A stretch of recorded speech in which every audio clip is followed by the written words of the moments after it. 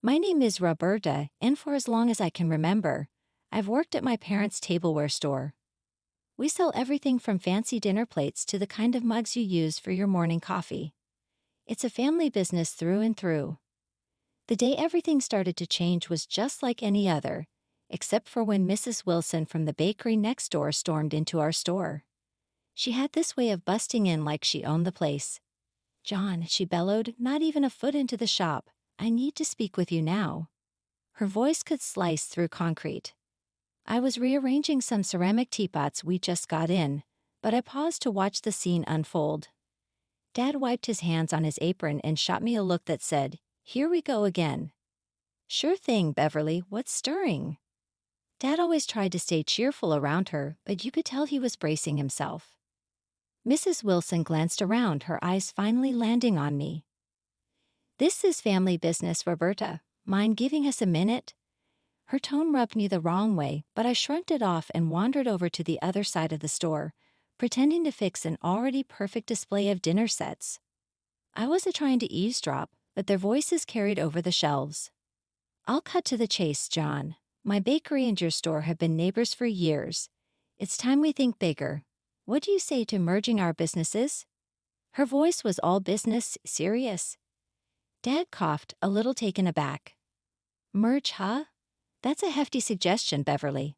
What's got this idea in your head now?" "Not just that," she continued, lowering her voice so I had to strain to hear.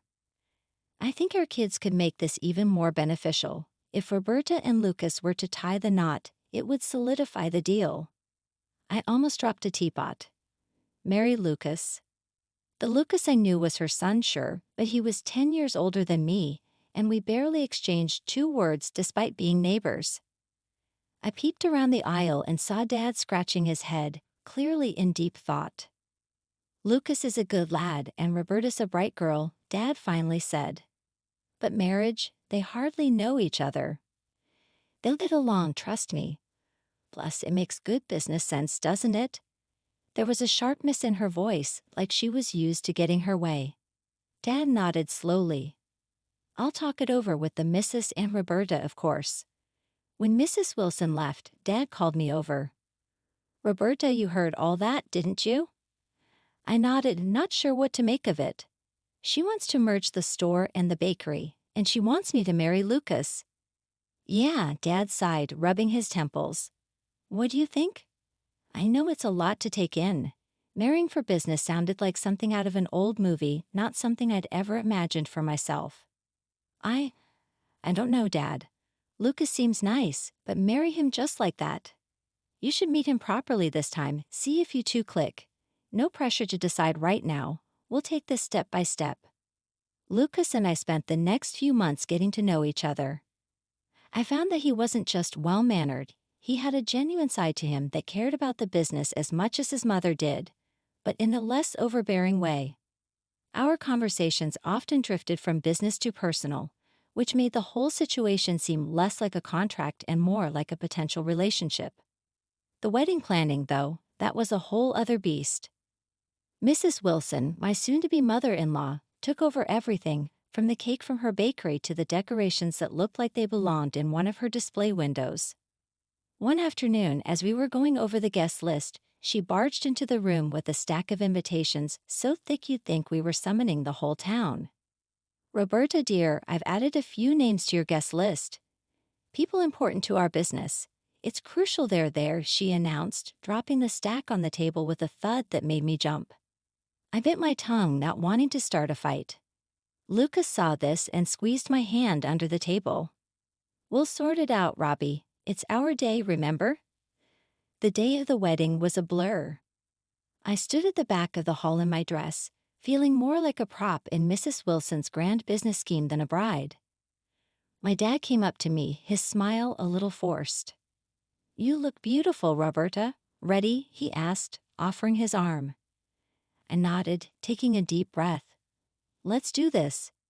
The ceremony went by in a rush, and before I knew it, Lucas and I were pronounced husband and wife. The reception was loud, filled with Mrs. Wilson's guests who talked more about the potential of our joint ventures than our nuptials. The merger was completed soon after the wedding. Both shops were knocked into one big space, with a section for the bakery and another for the tableware. The first day we opened the combined store, Mrs. Wilson was everywhere, directing staff like a general. Roberta dear, make sure those plates are aligned with the pastries. Symmetry sells, she called out across the store. I adjusted the plates, trying to follow her exacting standards. Lucas was in the bakery section, trying to coordinate with the bakers. Make sure those scones are fresh. Roberta, how's it going over there? He shouted over the noise. Trying to keep up with your mom's symmetry mantra, I shouted back, a hint of frustration in my voice. But as weeks turned into months, the workload only got heavier. Between running the front of the store, helping in the bakery, and all the paperwork, I found myself unable to keep up with my college classes. Roberta, you're running a business now. You won't need that degree. This is your life, Mrs. Wilson declared one evening, her tone dismissive as if the matter was already decided. Her words, sharp and final, hit me harder than I expected. Living with them was supposed to save us money and make managing the business easier, she argued. It just meant longer hours for me since we were just a short walk from the store. The lack of personal space and constant oversight from Mrs. Wilson suffocated me, making each day harder than the last. What started as a partnership increasingly felt like a takeover. Meanwhile, I noticed something else that troubled me more than I expected. My dad was around less and less. One particularly busy Tuesday morning, as I was setting up the store before opening, I couldn't help but feel the emptiness of his absence. It used to be that he'd be here by now, sharing a joke or two to kick off the day. Instead, it was just me and the clinking of ceramics. That evening, after a long day of dealing with customers and Mrs. Wilson's incessant directions, I visited my parents. The air in their living room felt heavier than usual, like there were words hanging in it that no one dared to speak. Dad, why aren't you at the store much anymore? I asked as soon as I sat down. The direct approach felt necessary. My dad looked up, a frown creasing his forehead. Well, Roberta, it's complicated. Beverly she's taken over more than we expected. My mom chimed in from across the room, her voice sharp with worry. She's pushed your father out, Roberta. That contract we signed, it wasn't just a merger. It's like we handed her the keys to the kingdom. My stomach twisted into knots. What do you mean, Dad? You've always handled the orders and the suppliers. He sighed, his hands clasped tightly together.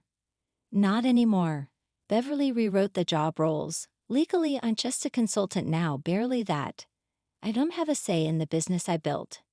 Anger flared up inside me, hot and fierce. Why didn't you say anything? We thought we could handle it, sort it out without worrying you, my mom said, her eyes sad. But it's clear we can't. She's taking everything we've worked for, Roberta.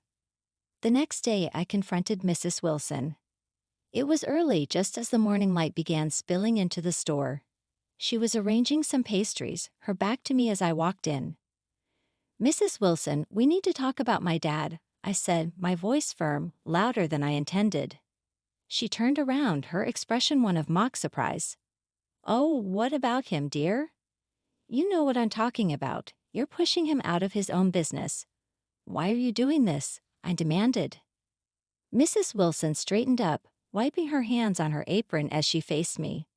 Roberta, your father is getting older. He can't handle the stress of the business. It's better for everyone this way. I'm making things more efficient. That's not your call to make, I shot back. He built this place. You can't just sideline him because you think it's better. She scoffed, shaking her head. Business is tough, Roberta. It's not about sentimental value. It's about keeping the ship afloat, and doing what's necessary. When the pandemic hit, it felt like someone had pulled the floor out from under us. Sales at the store plummeted every day.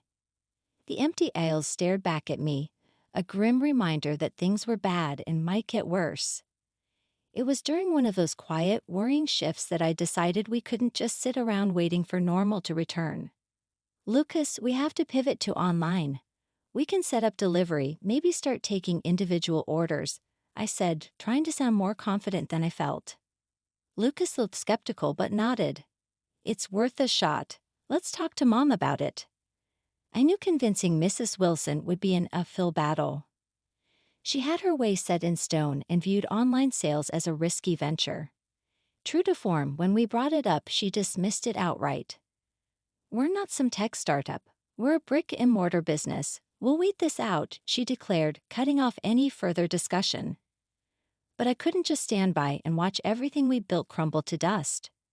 So I started something on the down low. After hours, I used our store's resources to build an online community. I sold dishes from the store and took to baking cakes after the bakery closed for the day. Orders began to trickle in, then flood. Keeping this from Lucas and Mrs. Wilson was exhausting. I was burning the candle at both ends, managing our secret online sales and my day job at the store. Nights turned into mornings, and I found myself sneaking back home well past midnight on many occasions. One night, as I tiptoed in, trying not to wake anyone, I found Mrs. Wilson waiting in the living room, her arms folded and her face a mix of anger and disappointment. "Where have you been, Roberta? Look at the state of this house," she snapped, her voice low but fierce. "I've been working, Mrs. Wilson. We got a rush of online orders tonight," I replied, my voice weary from too many long nights. "Online orders? What online orders?" Her voice rose, sharp and accusing. Before I could explain, Lucas came down, drawn by the noise. "Mom, what's going on? Ask your wife what's going on. She's running some secret side business and neglecting her duties around here." Mrs. Wilson shot back, glaring at me. Lucas turned to me, confusion and frustration written all over his face. What's she talking about?" I sighed, the fatigue of the last few weeks catching up to me. "I started an online store. It's been keeping us afloat since the pandemic started. I didn't tell you because your mom said no, and I didn't think she'd go for it." Lucas rubbed his temples, looking between his mom and me. "You should have told me, Roberta, and you," he turned to his mom, "should have been more open to her ideas." Mrs. Wilson's face hardened. "This is my house, and while you're under my roof, you'll follow my rules, both of you." The argument spiraled from there. Lucas, usually my ally, sided with his mom this time.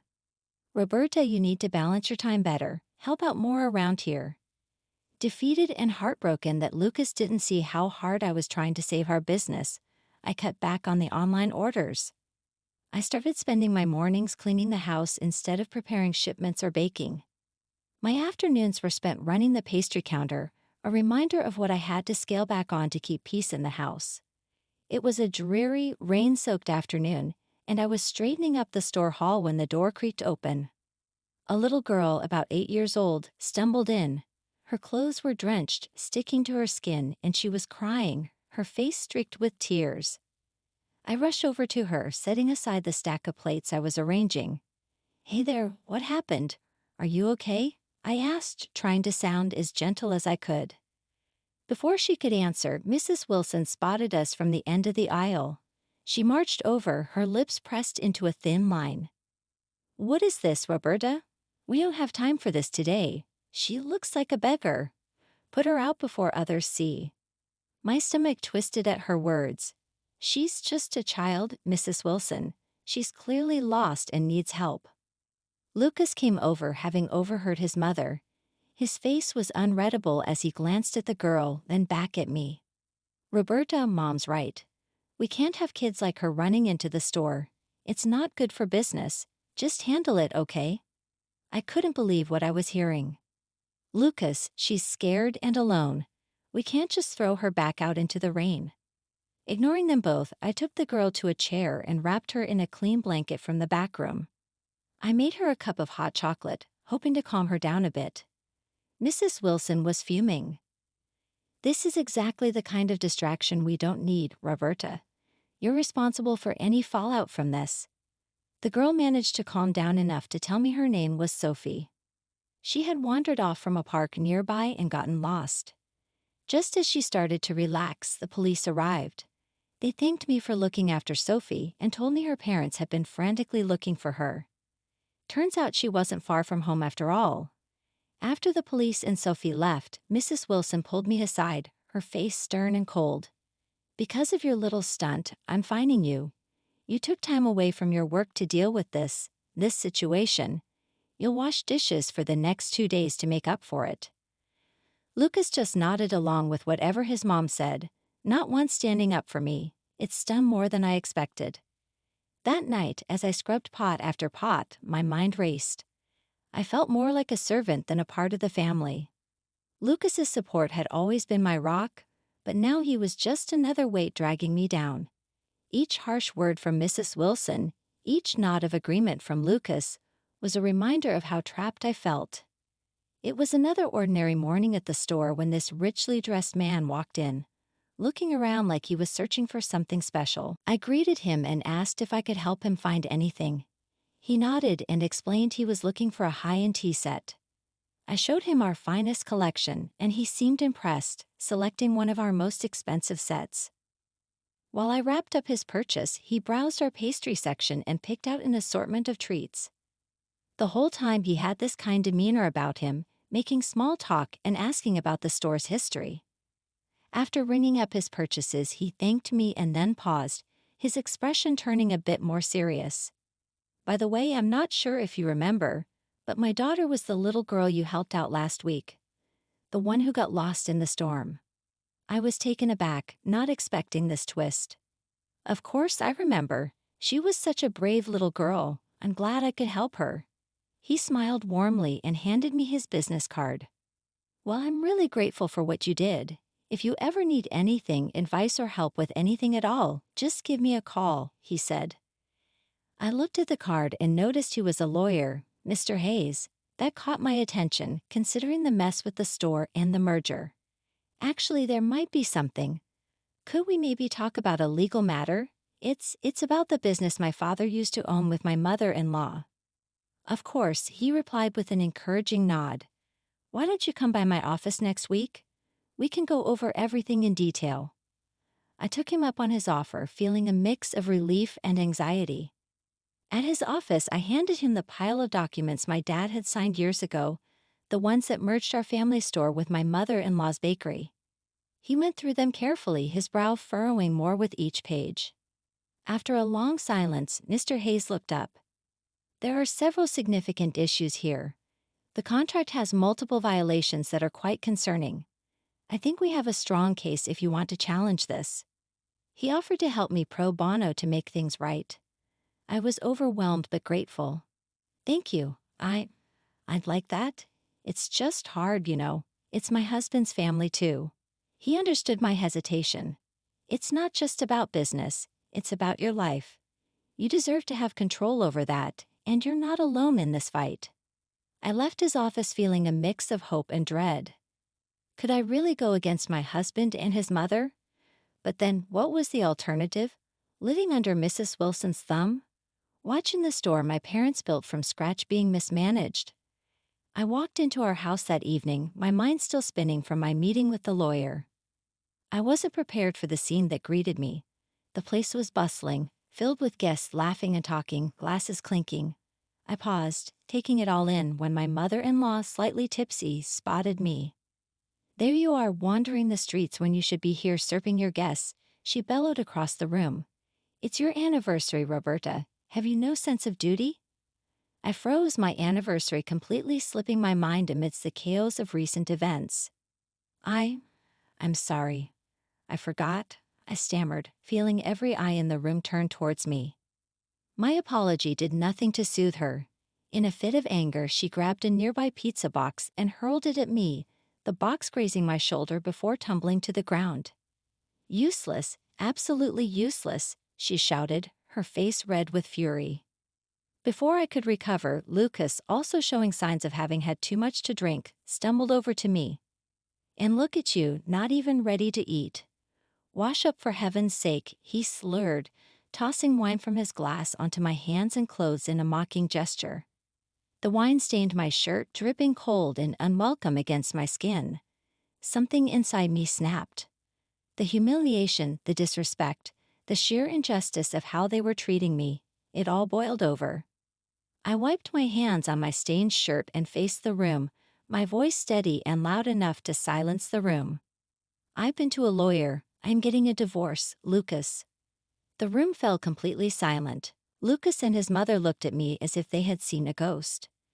"Who do you think you are?" My mother-in-law hissed, stepping closer. "You think you can just—" "I'm not finished," I cut her off, my voice ringing clear.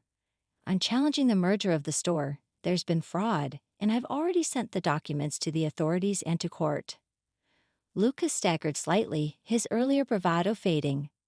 "Roberta, you can't mean this." "I am also seeking financial compensation for everything I've endured here," I continued, ignoring his disbelief. The shock was palpable. Murmurs started to rise among the guests as my declaration sank in. I didn't wait for more questions or for the situation to escalate further. I turned on my heel and headed upstairs to pack my things.